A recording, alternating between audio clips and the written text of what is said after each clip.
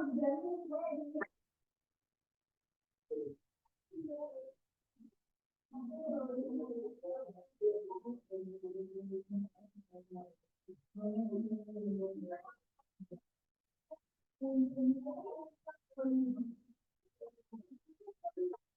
Assalamualaikum warahmatullahi wabarakatuh. Perkenalkan, nama saya Muhammad Akil Bayahaki, NIM 220502110038. Sini saya akan membuat video tutorial masukkan data di SPSS untuk memenuhi tugas UTS Statistika 2. Langkah yang pertama yaitu pastinya menyiapkan datanya terlebih dahulu. Lalu kita open datanya di sini. Karena aku save-nya pakai CSV, jadi ini diganti ke CSV. Lalu open, next. Ini space-nya kita nggak centang, terus kita next. Oke, lalu di finish. Nah, ini langsung muncul outputnya. Lalu kita minimize dulu, kita ke variable view. Lalu kita ganti measure-nya ini ke scale, karena kita pakai data ini kuesioner bukan data keuangan, jadi diganti ke scale semua.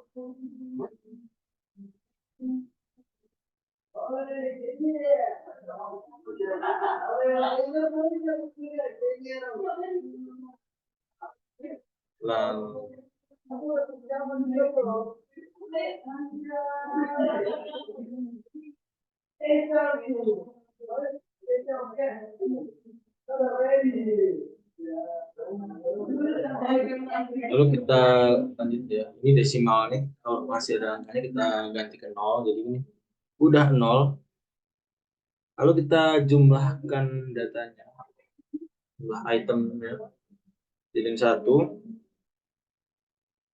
Kita ke transform di variate. Compute variable terus target variabelnya ini kita isi dengan x1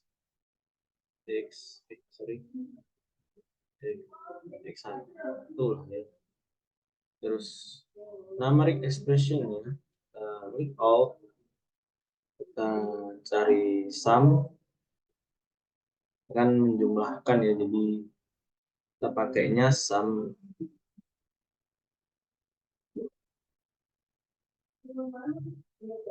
dua kali. Terus ini kita ganti x1 nya, lalu koma ini dihapus ke 2, ini juga dihapus, kita ganti ke ini x1 10 paling bawah, lalu di oke. Lalu kita lanjut ke datanya yang y, itu kita ke transform compute variable. Nah, ini kita ganti pakai y1. Ininya juga diganti y1 y1.1. Ininya juga diganti ke yang paling bawah, yaitu y1.11. Lalu oke. Dan untuk seperti ini baru kita uji validitasnya. Kita analyze, kita ke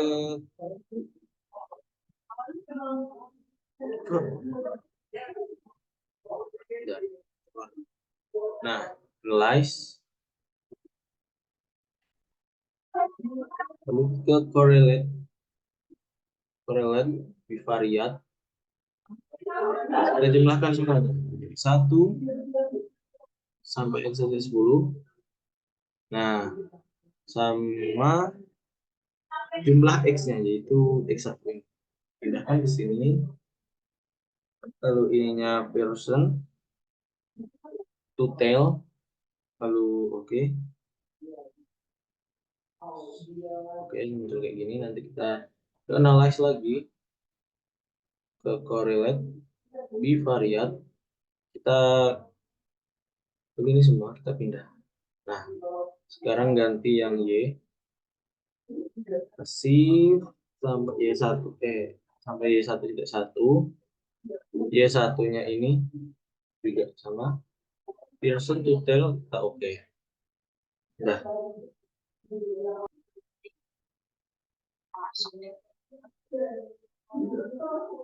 lalu kita lanjut ke outputnya.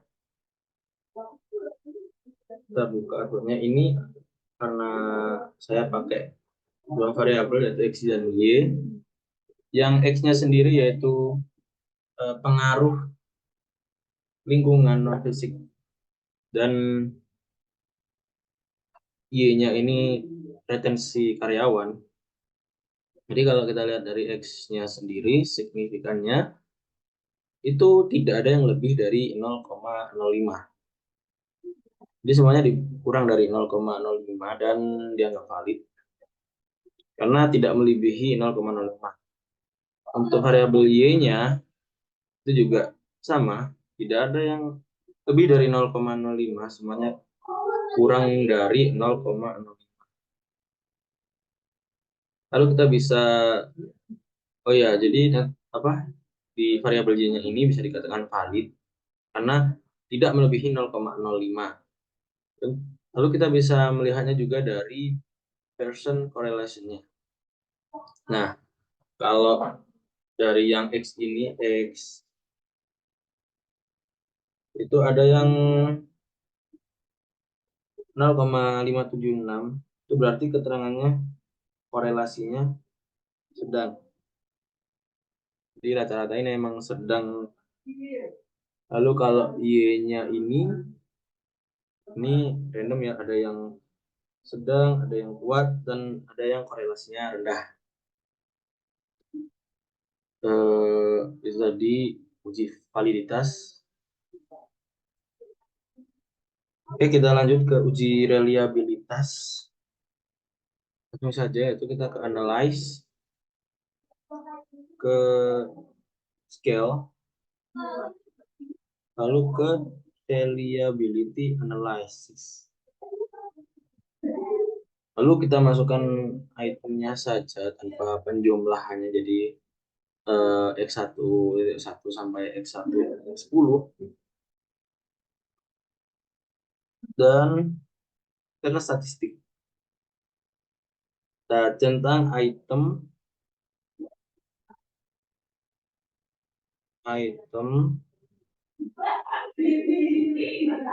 dan scale dan ini. Lalu kita centang korelasinya juga. Lalu kita ke continue. Lalu oke.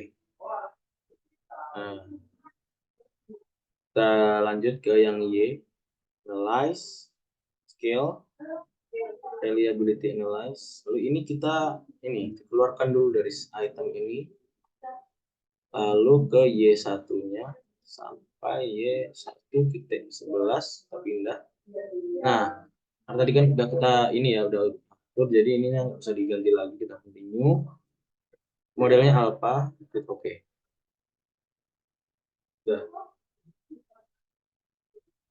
Oke, lalu kita lihat di outputnya ini. Kita cek dari atas dulu. Reliabilitas itu ini. Nah, kita lihat dari ininya, crown batch alpanya. Kalau dia ini kurang dari 0,6, nah, itu berarti dia tidak reliable. Tapi karena di X-nya ini itu 0,625, jadi itu reliable. Lalu kita cek ke Y-nya, variabel Y-nya, ke crown batch alpanya. Itu ini kan 0,735 ya. Dan itu di atas 0,6. Jadi variabel Y-nya juga sama, dia reliable.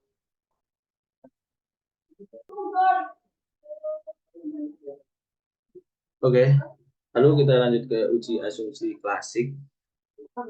Yaitu yang pertama ada uji linearitas. Itu langsung saja kita ke analyze, kita ke regression. ke linear.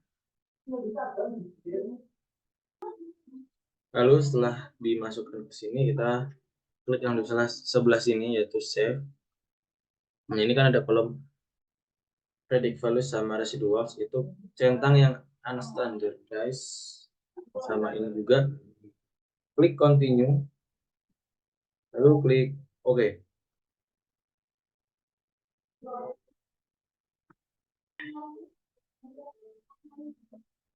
Nah, lalu kita ngeceknya nggak di output, jadi kita pindah ke variable view. Nah, ini akan muncul predicted sama residuals. Kita ke grapes, ke ini legacy dialog, ke scatter dot, baru kita pilih simple scatter, klik define. Standardized yang residual ini ke y axis, jadi yang residual itu ke y, untuk x aksisnya ini predicted kayak gini. Nah, kalau sudah seperti ini, lalu kita klik OK. Nah, akan muncul grafik si proses, kan muncul grafik seperti ini. Nah, kalau kita lihat dari polanya ini, itu kan tidak membentuk pola ya, dan berpola acak gitu. Jadi untuk mengetahui linearitasnya x dan y itu tanda dengan ini titik-titiknya yang acak dan tidak membentuk pola. Nah, itu tadi uji linearitas menggunakan scatter plot. Lalu kita pakai yang compare min.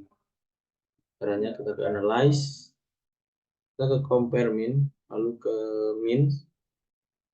Nah, lalu kita masukkan jumlah, karena dependent itu variabelnya y, jadi kita masukkan jumlah yang y ke dependent, lalu yang x ini ke independent. Lalu kita klik options. Nah, muncul seperti ini, dan kita centang yang test for linearity. Kita klik continue, lalu kita klik OK.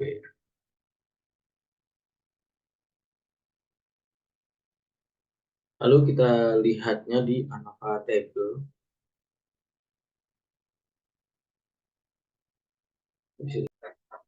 Lalu kita lihat ke outputnya di ANOVA table ini. Kita fokus ke deviation from linearity. Jadi kalau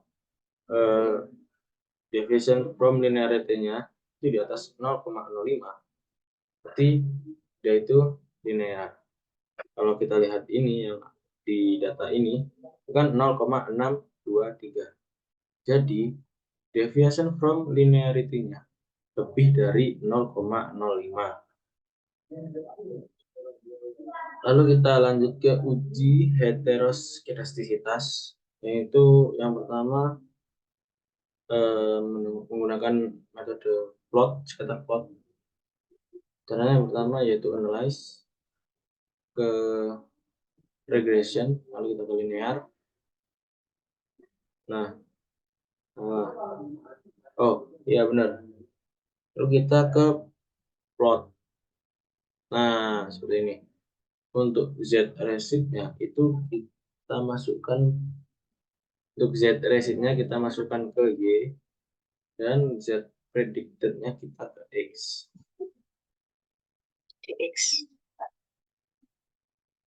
Lalu kita centang yang di histogram sama normal probability plot. Klik continue, lalu OK.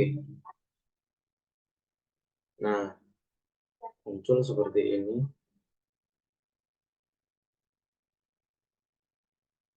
Nah, lalu kita cek di ini scatter plotnya dari grafik yang ditampilkan ini kan tidak membentuk pola tertentu ya. Berarti ini itu bebas dari heterokedastisitas atau terjadi homokedastisitas. Lalu kita lanjut ke uji asumsi normalitas. Nah, untuk itu kita ngeceknya di normal p-plot sama histogram. Nah, kalau histogramnya sendiri untuk memenuhi asumsi normalitas itu membentuk lonceng. Jadi seperti ini ya, dan agak condong ke kanan. Lalu untuk di normal p-plotnya itu tidak menjauhi garis tengah. Jadi kan kita lihat kan ini eh, mendekati ya, jadi menempel-nempel gitu dan tidak jauh dari garis tengahnya. Nah, bisa disimpulkan kalau asumsi bisa disimpulkan kalau data ini memenuhi asumsi normalitas. Oke, lalu selanjutnya yaitu uji hipotesis. Yang langkah pertama yang harus dilakukan yaitu analyze eh, regression, lalu berlinear. Nah, dependennya itu pakai Y1, terus independennya yang bebas X1, lalu oke. Nah, unsur 3 ini bisa dilihat ya. Di ANOVA-nya, di tabel signifikannya itu,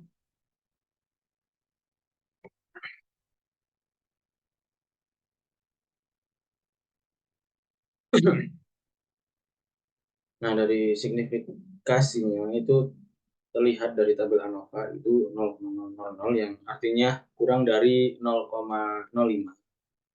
Dan sama di koefisiennya, signifikan juga di X1 kurang dari 0,05, jadi bisa disimpulkan H0 H0 ditolak atau H1 diterima. Mungkin itu saja untuk tutorialnya, dan penjelasan lebih lengkapnya ada di Word yang saya kumpulkan. Sekian dari saya. Wassalamualaikum warahmatullahi wabarakatuh.